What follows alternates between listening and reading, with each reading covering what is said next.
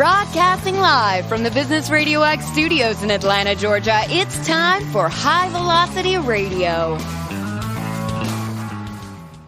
Welcome to the High Velocity Radio Show, where we celebrate top performers producing better results in less time. Stone Payton, Lee Cantor here with you this afternoon.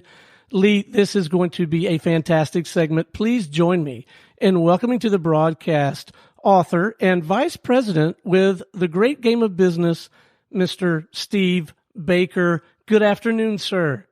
Hey, it's great to be here. Thanks for having me, fellas.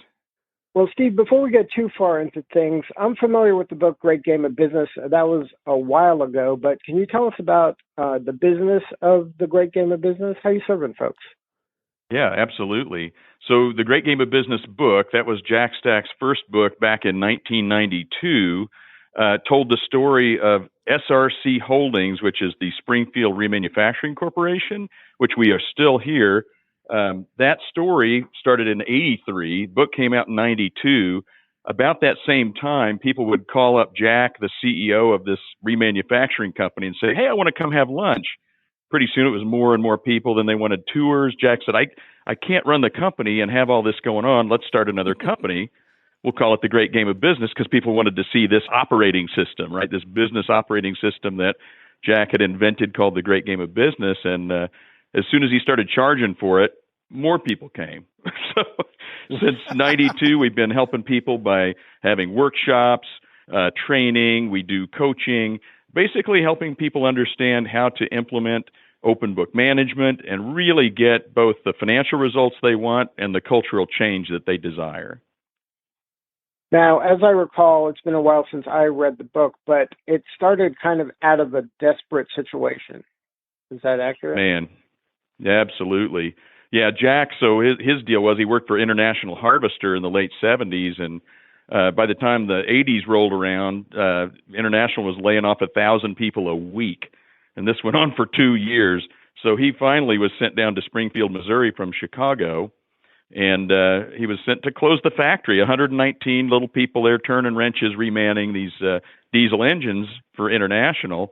And when he got down here, he realized people had this work ethic of like, give me the tools, get the hell out of my way. He said, we got a business here.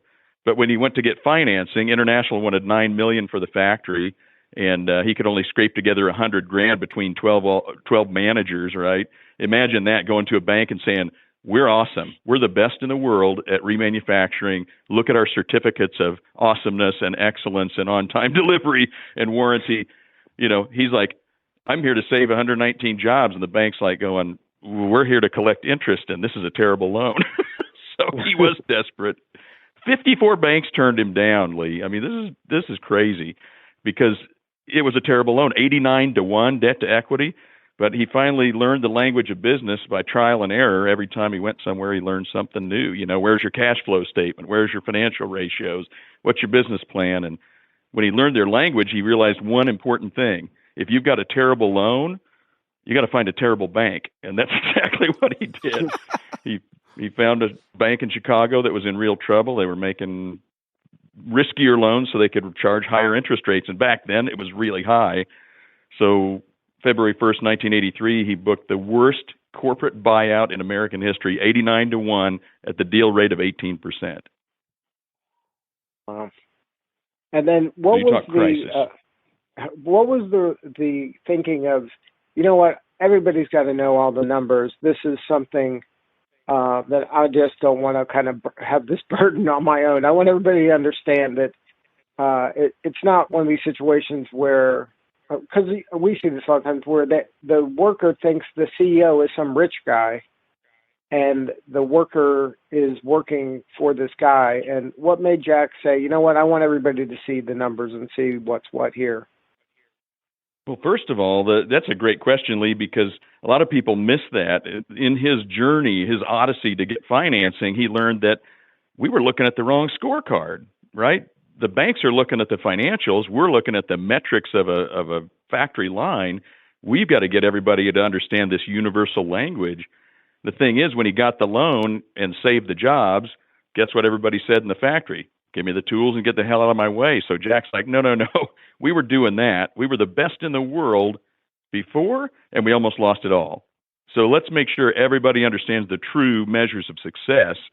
So we got to produce great results here. We got to absolutely nail the technical part of this, but we have to understand business.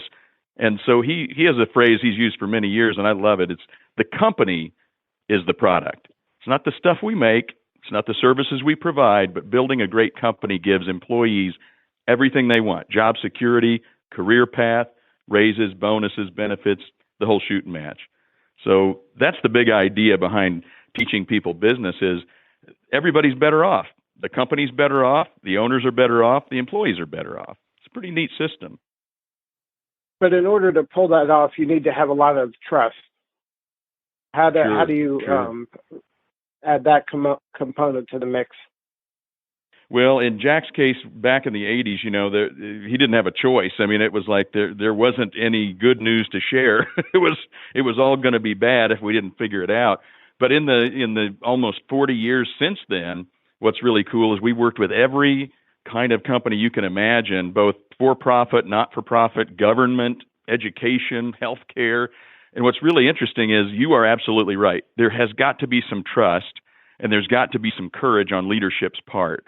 We always ask when we go in to coach a company, we ask the owners if there's a boat on the balance sheet, right? If somebody's hiding their personal expenses in their business, this is probably not going to work great for them. But man, I'm telling you what, the people who actually say, yep, I'm going to open this up for good or for bad. I'm going to try to teach people the business and ask them to help, give them a little piece of the action, in a self-funding bonus program. And let's see what happens. They typically outperform their peers, industry peers, by sometimes 6 times. It's incredible. Now, when you have this kind of a setup, it sounds great when everything's going great and there's bonuses to be had and there's all this success to share. But when there's a downturn or something happens that's outside the control, or maybe it was a mistake, and all of a sudden the numbers aren't great and things are bad, how does this come into play in that kind of environment where there's nothing to share, or the bonus you might have counted on from last year isn't going to happen? How do you have those difficult conversations? Right. So first of all, the good thing is you're hitting on all the right points as far as what about bad news, or what about really, really good news? We're way better, will they want more? And the thing is when you play the great game of business, it's not a reverse-looking methodology. We teach people business and we ask them to forecast their own numbers, which we then roll up because they're creating the numbers in the business anyway. And what's cool about that is you see things coming. And the beautiful part about that is it's not the boss's number anymore. It's our number. And we have a phrase around here we use a lot. It's it's easy to stop one guy, hard to stop 100. And so now that we're 2,000 people at SRC, it's really powerful to see when there's a recession coming, like the last one. Really, I would say most people didn't see it coming. We already had contingency plans in place. And now I'm not saying it was easy, but we had something in place. We had a plan B, and that's part of the system, is to be thinking ahead and saying, how can we really get the results we need when we have to get them? And let's say we don't have a recession in the next couple of years, which we are sure that we will, probably after the election is our guess, but those contingency plans continue, right? So if in good times, what they become is our innovation engine. So when people understand more about the work that they do and their impact, instead of running for the hills, most people buckle down. They say, all right, what do I need to do? And they'll focus their energies differently.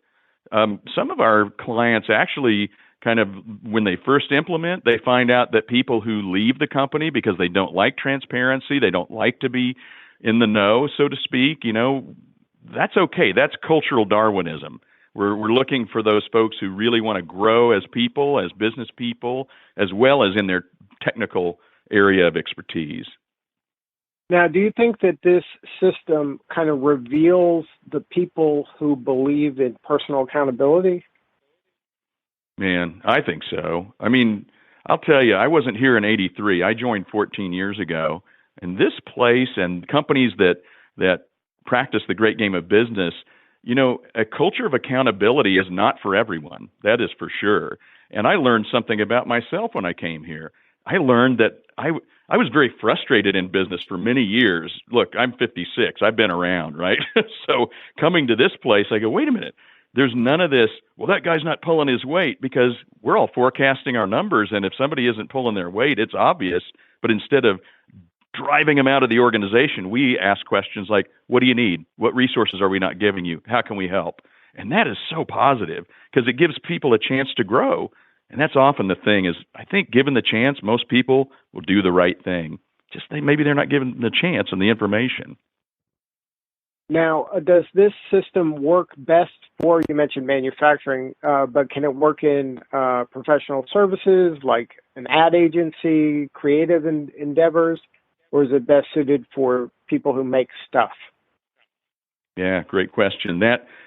Because the book was written originally in '92 about a manufacturing plant, everybody kind of assumes, and you may remember that from reading it years ago, that it's probably works with widgets, but in fact, we are no longer a huge manufacturing nation.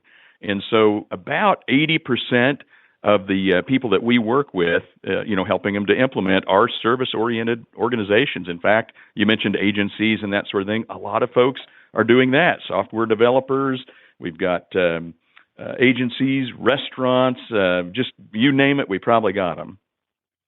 The thing business is business, right? I mean, this universal language, Lee, I don't mean to rant, but I get pretty excited about it because it changed my life, right? I mean, I went from financially ignorant to, holy crap, this is it? And it's been around since 1494. The financial statements aren't new. How come no one taught me before? I just had to get to a place where they trusted me enough to do something with it. And then, so walk me through what an implementation of the Great Game of Business looks like in an organization. Is there a way to kind of just dip your toe in the water, or do you kind of have to go all in? No, you can. A lot of people start out with just doing like a 90-day program to see if they can move a number, just to see. If I teach people something about the work that they do and the impact they make, they'll often surprise ownership.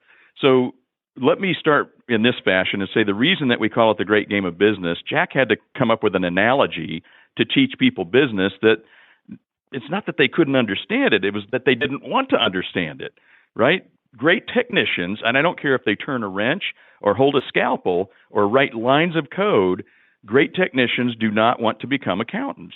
And it's nothing against accountants, but that's what people believe. We're not trying to do that. We're trying to teach them how money works in a business. So like Dave Ramsey says, Dave, the personal financial guru, he says, money flows from people who do not understand it to people who do. So we say, let's be the people who do. And so may I give you an example of how some companies do this if they're just trying to test it out? Sure. So imagine this.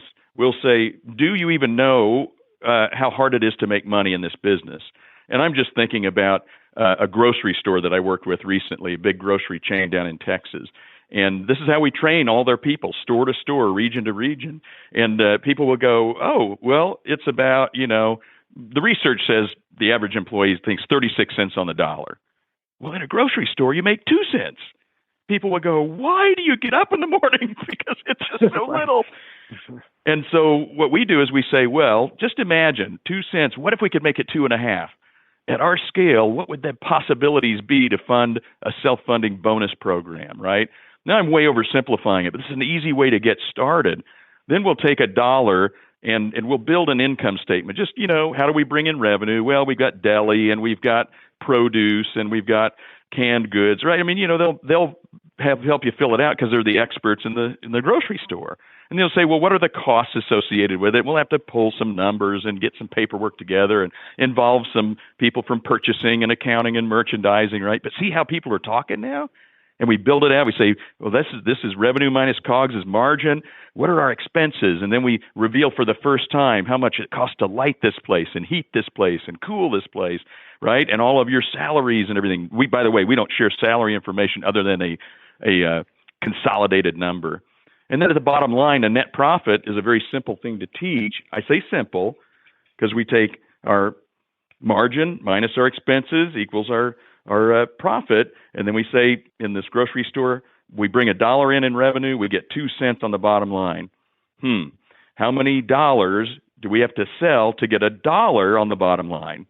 So they'll noodle it through, and at 2-cent profitability, you have to sell $50 to get $1 of profit on the bottom line. So if your bonus plan is based on profit, I'm just saying that as an example. You can do a number of different things for whatever your critical number is for the business.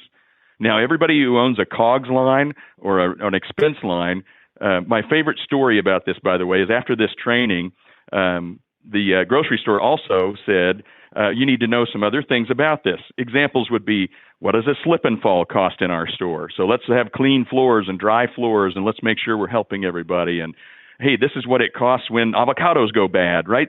This is business literacy along with the financial literacy. What's really cool is after a while, we were going store to store, region to region, city to city, and it was just so cool. We heard a story. We started bringing this kid and other folks from the original store in San Antonio. We'd say, hey, tell that story. And this kid would say, you know what? I had my regional manager and my produce manager talking to me, and I had to interrupt them. I leaned over, picked up a grape off the floor. And they said, great job, hospitality, way to go, clean store. He goes, no, that isn't exactly why I did it. I said, what do you mean? Now imagine this frontline produce kid telling his regional manager he's got something to say. He goes, no, this represents, it could have been a slip and fall.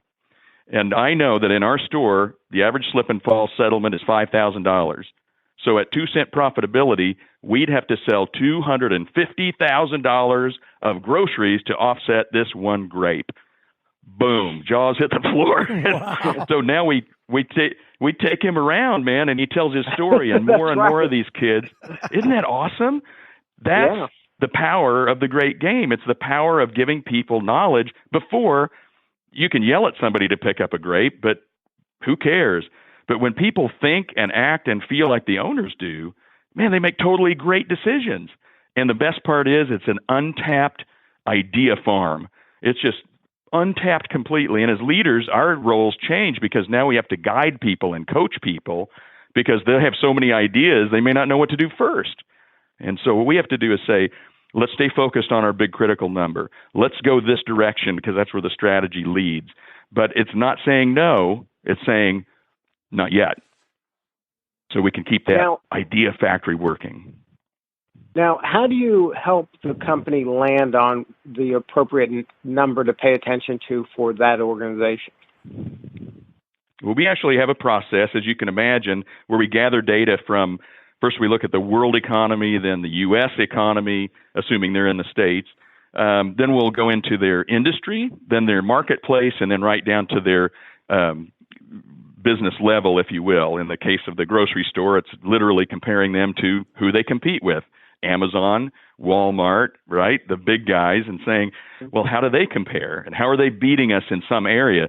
Typically speaking, by the time you get through the external data that's available and the internal data, we do surveys with all the employees and say, what are the big issues on financial, marketplace, operational, and people issues? Something emerges. I mean, the data just yells at you. And so we call that a critical number, and it becomes the focus for a year. In the early days of SRC, you can imagine at 89-1, Jack knew there was one thing screaming at him, that was debt to equity. If we don't make the bank loan payment, the bank will take everything away from us. So it's the one thing that matters more than anything else. So in the example of SRC, if we didn't make the bank loan payment, quality didn't matter, warranty didn't matter, on-time delivery didn't matter. But in order to create a company that could pay the bank loan payment, to build a great company, wouldn't you have to have great quality, great service, great delivery? Sure. Right. What if the critical number is I need more sales? Yep. So what we do is we look at that. If it's a revenue number, then we're literally trying to touch every person in the company in an appropriate workplace fashion, of course. We're trying to touch people and say, how do you connect with that number? Now, the thing is, if it's a revenue problem, there's probably going to be a sales-heavy focus on this for the whole year. But I get down to the point of what are the drivers to that? Because if you just say more revenue, it's sell more. Do we have time for me to tell you another story? Yeah, go ahead. If you don't mind. So that was my life before, right? Before SRC. So I worked for 25 years for small family-owned manufacturing companies, not ever knowing anything below margin. And so every time, when Joanne and I got married, we bought a house. I say, hey, how can I make more money? They said, sell more. Then we had a baby. How can I make more money? Sell more, right? Can you imagine this conversation? I got 3 kids. I had a lot of these conversations. And every time they said sell more, if you're in Springfield, Missouri, guess where you go? To Bentonville, Arkansas. That is not a great place. Yeah, baby. So the story ends like this. It's a brilliant story. That's for a longer interview someday. But I'm just saying, Lee, you are talking to the king of fragrant bath salts, baby. I was working for a bath and body company, and I was told to sell more. I went to Bentonville. It took me a year and a half, and we made the deal of a lifetime for me, and that was to sell Sam's Club 53 tractor-trailer loads of beautiful, fragrant bath salts. I was on cloud 9, never knew for years, even after I left the company, that the owner paid me a bonus out of debt. They had a lien on their house just to buy the materials for that order.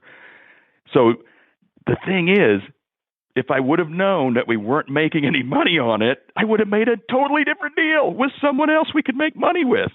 And it's just so frustrating in retrospect because I want to do the right thing. And I think people do try to make the right decisions, but sell more isn't the answer. So I would dig deeper. I'd say, if it's a revenue issue, what are the things we can do to drive it? Not for all time, but for this year, and maybe even specifically for the next 90 days.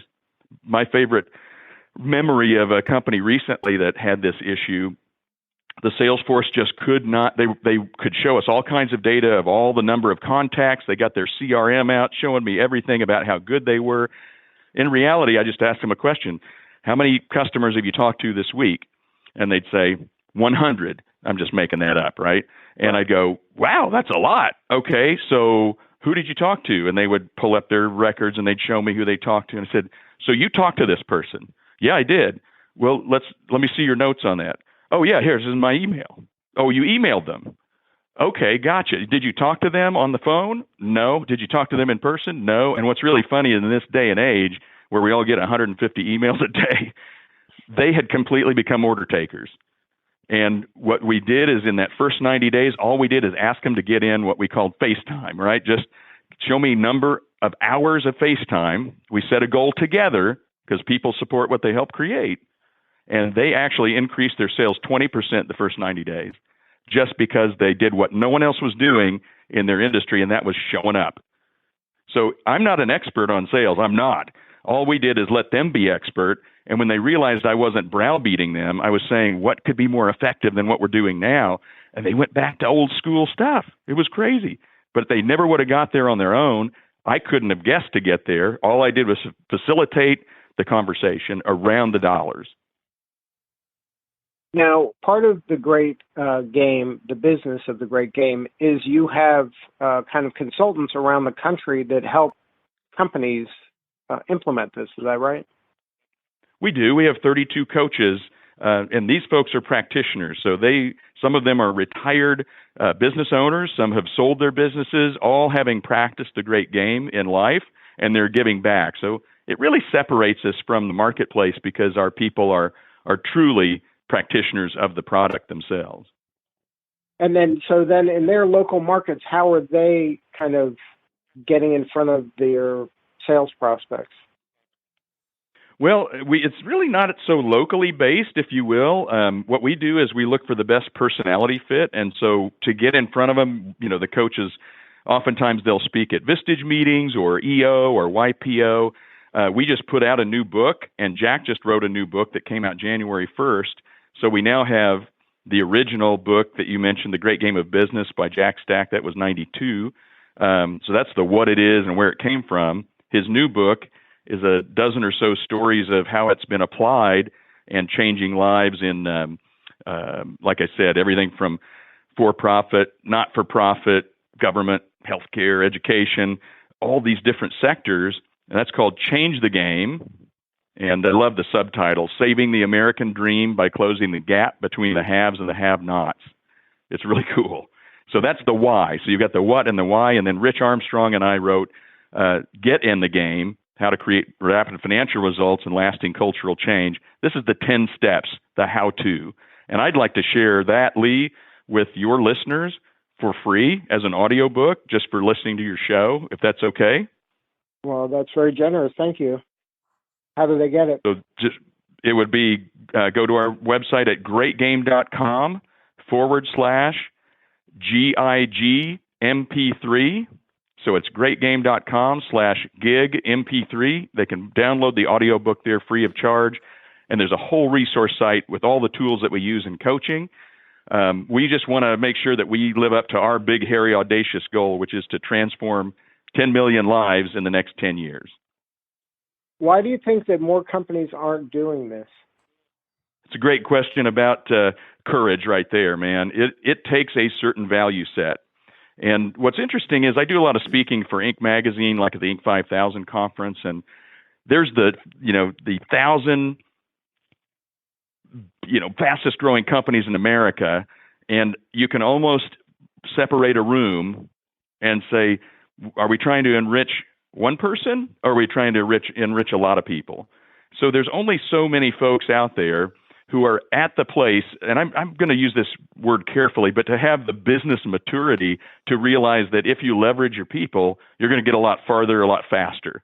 So when you talk about getting results as fast as possible, doing it alone is insanity. So what I look at is, are you ready to activate your people? Are you ready to believe that your people can learn this? And I'm going to tell you they can. So I think the big thing is the courage to take that step.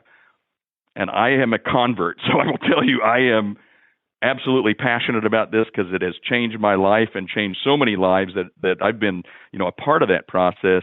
Is that, believe me, take the step, try it out, even if it's like you say, dip your toe in the water, try it for 90 days on just one part of the business, one department or one work team, and just see how people behave. It might give you a glimpse of what could happen if you went further. Now, do you think that it can work in today's world in terms of so many virtual companies where you have a lot of contract laborers doing different aspects of your job, but it's a small team is running the company, but they've kind of have a virtual workforce out there? Yeah, it does actually work very well. You just have to decide as a leader how far you want to take it. We have folks there's a lot of virtual companies now, as you know. What's interesting is there's so much technology to connect that all we do is we're just leveraging the communication that's already happening and putting a financial component to it, and then flipping the funnel, saying instead of us cascading numbers down to you, the front line, we're going to collect numbers in a forward-looking fashion, right, from you and then build them up. The interesting thing is if you've got contractors, and there's just, if I understood your question, kind of a core group of leadership and maybe even ownership at the center of that, you can involve them in something as simple as 90-day mini games, or you could involve them in a gain share self-funding bonus program. It just depends upon your selection. My first idea on this, personally, would be try it with your core team first. Do it for a year. See how it goes.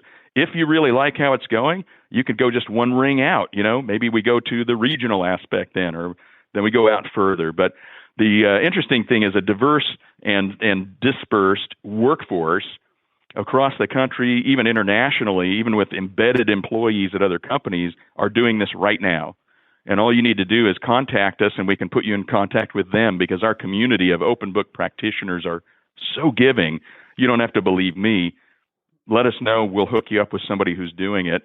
And I love watching their weekly huddles when it's like a massive Brady Bunch computer screen, because you got all these faces on there and people are talking about what's happening in their neck of the woods. And it's like church. It happens every week. We get in, we get out, 20, 30 minutes. We've built our financial forecast, and we move on. We decide what we're going to work on in the coming week. And it's just incredible to see the accountability that can happen, even though you may be a continent apart.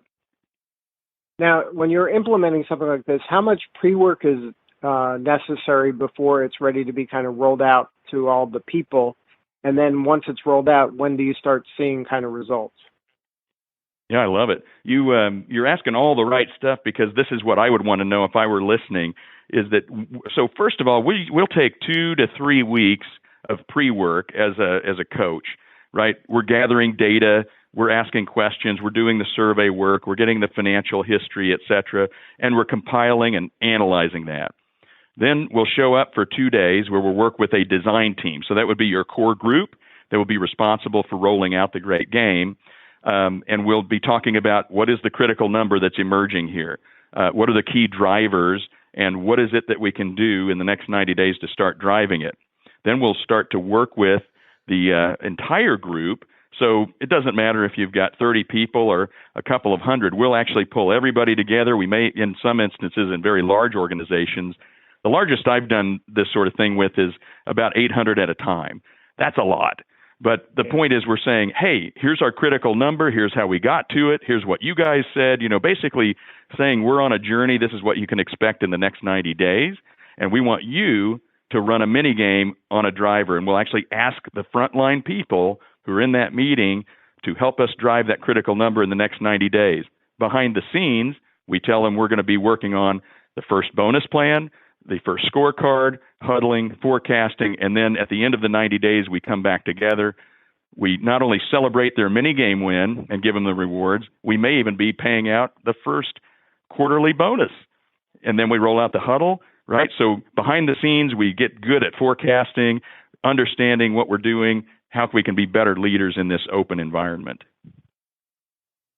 Good stuff, Steve. Thank you so much for sharing your story today. Once again, the website for Great Game, and also if they want to get their hands on the audiobook. greatgame.com/GIG-MP3. Well, thank you again for being part of the show today. Yeah, thanks for letting me ramble. I'm very passionate about it, but really appreciate the time. Well, we appreciate you. This is Lee Cantor for Stone Payton. We will see you all next time on High Velocity Radio.